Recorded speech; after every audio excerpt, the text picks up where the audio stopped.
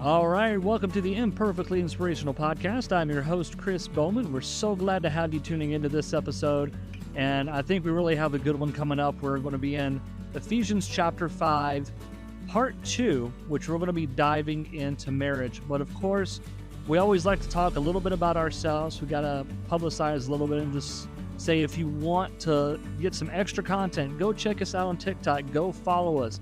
Because if we can get up to the threshold of followers that we need, which is 1,000, we can start doing TikTok lives, which means we could start doing devotionals and different things. It opens up a whole different world. So if you haven't checked us out there yet, we'd love for you to do that. And if not, we just are glad that you're enjoying this podcast. But enough of that, let's dive into the topic. So Ephesians chapter 5, we went in the previous episode and we kind of added on to what Paul was saying about what our role as Christians is within the church, the way we should act, the way we should, hold ourselves as we're going out, and the respect for God that we need to have because we do that, right? So now we're jumping into Christian marriage. And this topic is very big and very bold, and it can be divisive depending on who you're talking to. But if you really look at this segment on marriage and what the expectation is in marriage, I think we really get a good understanding of what God's expectations are for us. And I kind of look at this as how most of us guys are, at least. I know there's women that do this too, but I could tell you as a guy, I have this bad habit of looking at the instruction manual on how to put something together, looking at the picture, getting a general overall idea, and then going for it. And then there's problems, and maybe this piece doesn't fit where it should, or, I'm missing some screws. And I realized when I go back and I actually read the instructions like I should, there were some things that I did wrong. I didn't follow it directly as planned. And I think that's how we should look at this. And guys, if you're listening, don't tune me out, because we need to listen. We need to understand and fully read the manual to understand what God's expectations are. And, this goes for women as well. But so let's start off here in verse 22. I'm going to read the women's section of this, and we're going to cover that, and then we're going to jump into the men's. And it says, verse 22, Ephesians 5, "Wives, submit to your own husbands as to the Lord. For the husband is the head of the wife, even as Christ is the head of the church, his body, and is himself its Savior. Now, as the church submits to Christ, so also wives should submit in everything to their husbands." So now, this is the wife's segment of this. And people may say, why did Paul include wives first? Why was this called a submission first? Well, we can look at it, and Paul had on his mind submission. In verse 21, we see he's talking about submitting one to another out of reverence. So he's got this idea of submission, and he knows this is what the wife's calling is for Christ. And there's a lot of questions. Why does the wife need to submit to a husband? Just like we look at any role in society, there is always a lead. There is somebody that is in charge. There's somebody that is in control of the general situation, and somebody is led in the right direction to get the common good done. Now, does this mean that whoever's in charge is better? Absolutely not. Does this mean whoever's in charge should take advantage of? Absolutely not. This just means there is a hierarchy, and God set this. What are some reasons why the men are led in charge? Well, we see that man was created first. So therefore, that's the natural leadership. And a woman was created from man as a perfect helpmeet, right?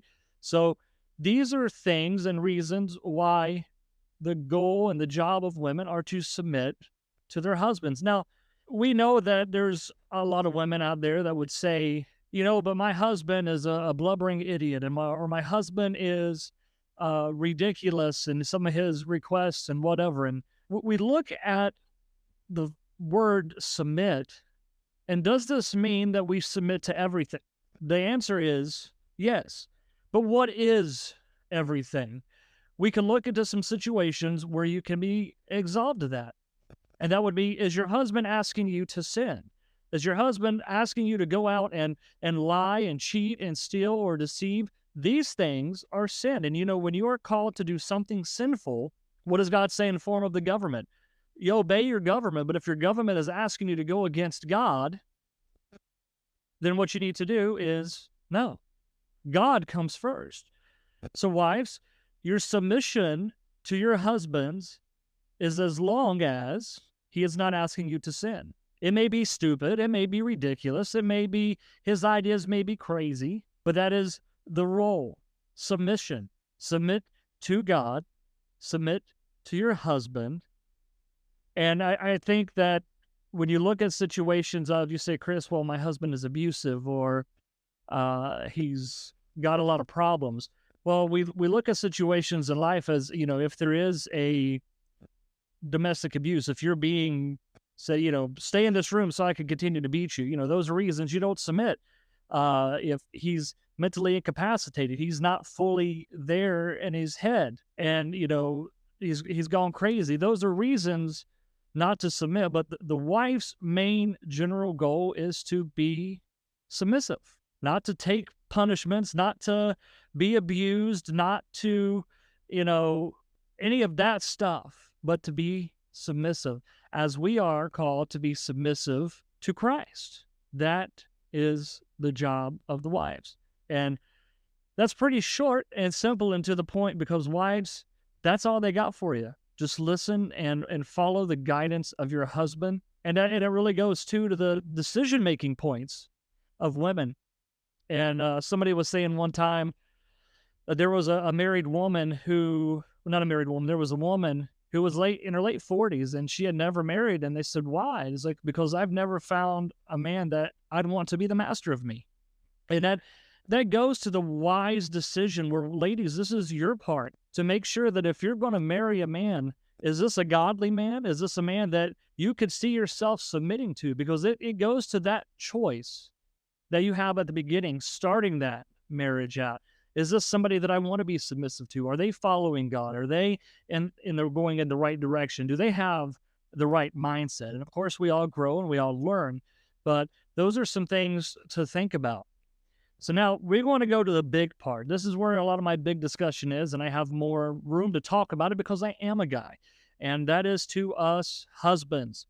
I tell you what, my eyes were opened when I really dove deep into this, and it helps me recognize my own faults. And even studying this and doing this, I'm still going to have faults, just as the wives are going to have trouble with their submission, and husbands are going to have problems with their section, even after listening to this. And it's all about growing, and it's all about, getting closer to Christ. But husbands, we're going to finish out this chapter with 25, starting at 25 here.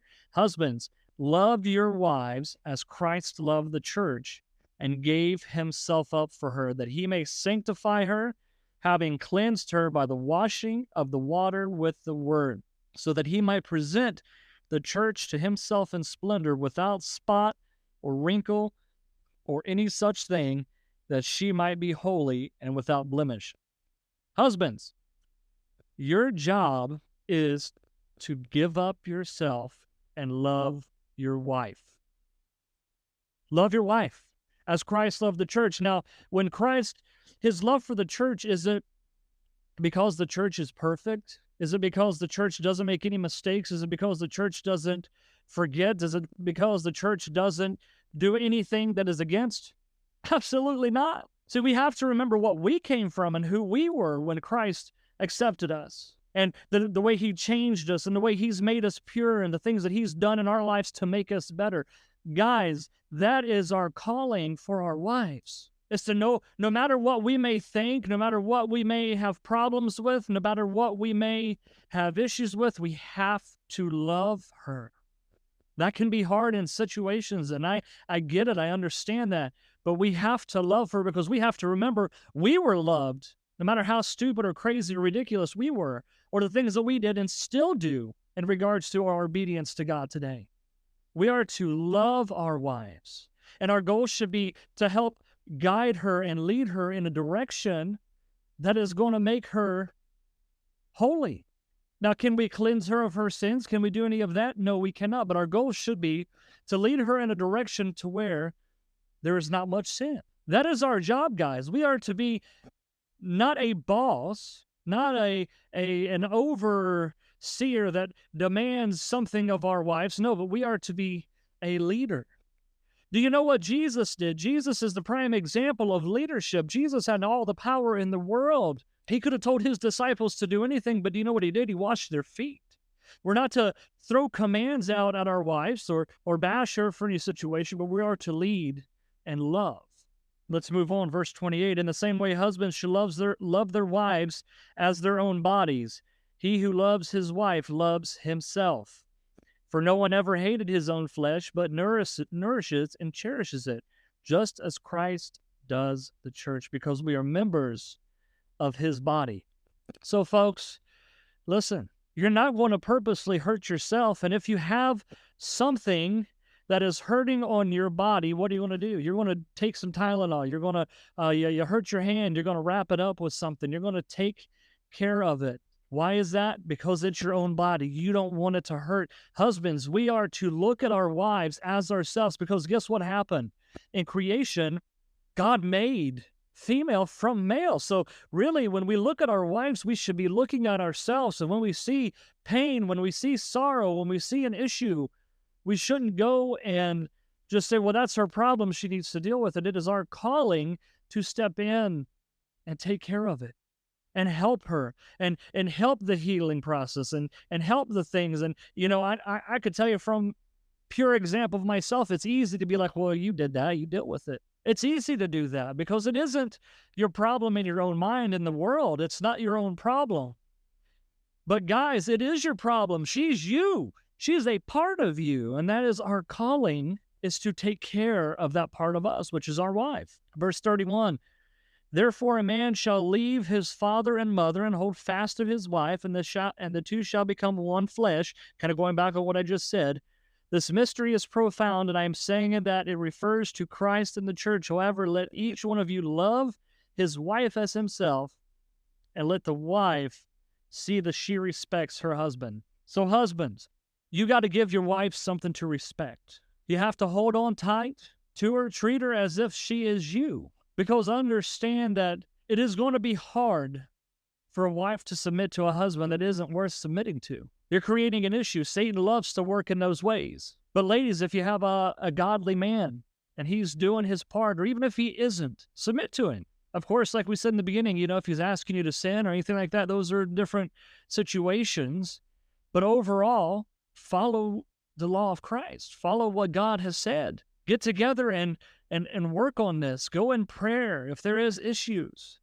But overall, the marriage works best when we both die to ourselves. When the wife dies to herself of wanting to be independent or wanting to be a certain way or thinking that she has all the answers for the situation and says, you know what, I'm going to let my husband lead in this. You know, she could talk to her husband. She could come up with ideas. You know, there's that healthy talk in there. And then when the husband dies to himself and says, you know what, I'm in charge, but I'm not going to be authoritative. I need to love and cherish and respect and honor and hold tight this part of me that God created. It is my duty to take care of her and to love her that way. That is marriage, dying to ourselves and giving it all to God. Christ has to be first in the situation no matter what. So I hope that this has really helped. I could have went, many of the things I've listened to were over an hour. I could have really went deep and went on this for a whole hour or so, but I wanted to keep it within the 15 or so minutes that we typically keep this. But